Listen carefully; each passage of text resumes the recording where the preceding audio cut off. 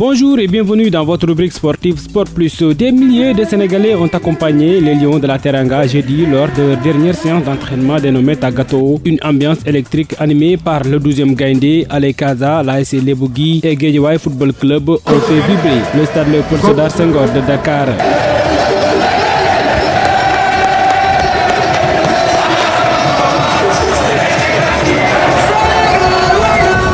Après ce dernier galop d'entraînement au stade Léopold Sédar Senghor, Lamine Camara, présent en conférence de presse, réaffirme l'objectif de l'équipe et l'impact psychologique de cette séance devant les supporters.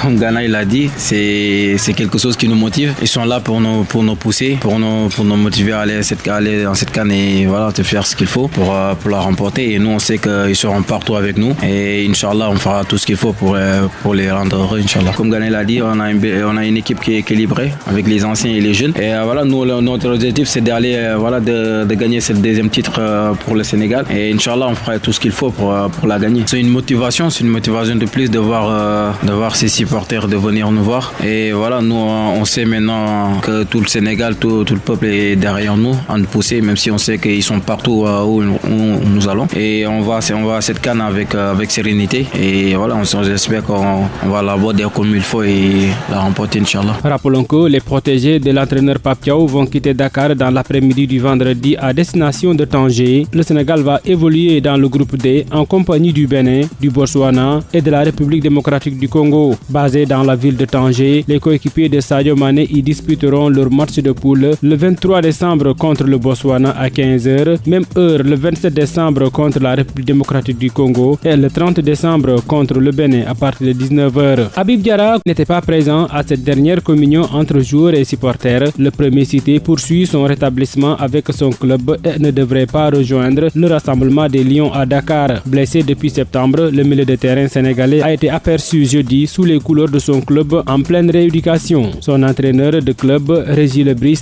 annonce qu'Habib Diarra pourrait jouer le match contre Brighton samedi. Conséquence, fin de sa rééducation. Si tout se passe bien, il rejoindra la sélection nationale la semaine prochaine. Une bonne nouvelle pour le Sénégal qui compte beaucoup sur son milieu de terrain. La Coupe d'Afrique des Nations s'annonce comme une véritable casse-tête pour plusieurs championnats, à commencer par la Ligue 1 française qui apparaît comme la plus impactée par la compétition continentale. Selon les données d'Opta, pas moins de 50 joueurs évoluant en Ligue 1 sont concernés par la CAN, un chiffre record qui place le championnat français en tête des ligues les plus touchées. Derrière la France, la Premier League anglaise arrive en deuxième position avec 32 joueurs mobilisés, suivi de la première division égyptienne 31 joueurs, la D1 sud-africaine 28 joueurs, la D1 tanzanienne 25 joueurs et la Série A italienne 21 joueurs qui complètent donc ce classement. Cette forte mobilisation africaine pourrait peser lourdement sur la seconde partie de la saison, notamment pour les clubs de la Ligue 1 privés de cadres ou de joueurs clés à des moments décisifs. Entre ajustements tactiques, gestion des effectifs et baisse potentielle de performance, l'impact de la CAN sera scruté de près